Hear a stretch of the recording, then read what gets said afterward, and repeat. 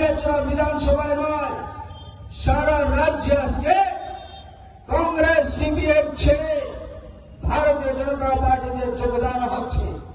ভারতীয় জনতা পার্টির পতাকা তলে সামিল হচ্ছে নরেন্দ্র ভাই মোদীজির, মাননীয় প্রধানমন্ত্রীজির যে গরিব কল্যাণ যোজনা, মাননীয় প্রধানমন্ত্রীজি যেইভাবে এই দেশের শ্রমিকের জন্য যে পরিকল্পনা নিয়েছেন, কৃষকের জন্য যে পরিকল্পনা নিয়েছেন, গোটা দেশকে এইভাবে দিনে দ্বিগুণ রাতে চতুর্গুণ এগিয়ে নিয়ে যাচ্ছেন, সেই দিশাকে লক্ষ্য রেখে সেই নরেন্দ্র ভাই মোদীজির সেই উন্নয়নমূলক কাজকে সামনে রেখে আজকে সারা দেশে কংগ্রেস সিপিএমের সুপ্রসা আমরা দেখেছি। গত কিছুদিন আগে দেশের 5টি রাজ্যে বিধানসভা নির্বাচন হয়েছে। মধ্যপ্রদেশ, রাজস্থান, তেলেঙ্গানা, মিজোরাম, ছত্তিশগড়, 5 রাজ্যের বিধানসভা নির্বাচন।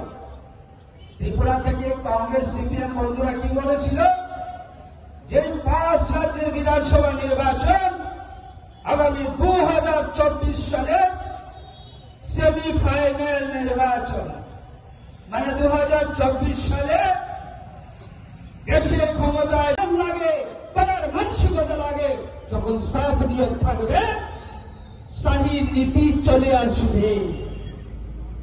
নিয়ত যেখানে সাফ থাকবে না, ভালো নীতি সেখানে আসবে না, ভালো কাজ কোনো দিন করতে পারবে না।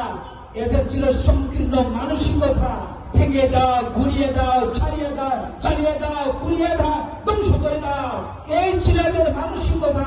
এদের মাথার মধ্যে 24 ঘন্টা এই ছিল ভাবনা। আর আমরা কি ভাবছি? ডিভাইডার পুরানটাকে শেষ করে নতুন ডিভাইডার তৈরি করে মানুষকে সুন্দরতা দেখাও, উন্নত মানের রেল স্টেশন তৈরি করো, বেশি বেশি রেল এখানে দাঁড় করাও, আর জনগণের স্বার্থে, যাত্রীদের স্বার্থে উন্নত মানের রেল স্টেশন হচ্ছে, উন্নত মানের রেল স্টেশন হচ্ছে, তবে স্কুল হচ্ছে, এত কাজ হচ্ছে, গ্রামে হচ্ছে, গ্রামে গ্রামে গ্রামে, প্রত্যেকটা গ্রামে রাস্তা, জল, বিদ্যুৎ, কর্মসংস্থান, কৃষক উন্নয়ন, মহিলা সশক্তিকরণ, এত কাজ চলছে। এর জন্য বলছি, নিয়ত যদি সাথ থাকে, সেবার যদি মানসিকতা থাকে, করার যদি ইচ্ছা থাকে, তাহলে ওরা যায়, কোনো অসুবিধা সেখানে নেই, কোনো প্রতিবন্ধকতা সেখানে নেই, কোনো বাধা সেখানে আসে না। আর যদি করার ইচ্ছে না থাকে, তাহলে বাহানার অভাব নেই, অজুহাতের অভাব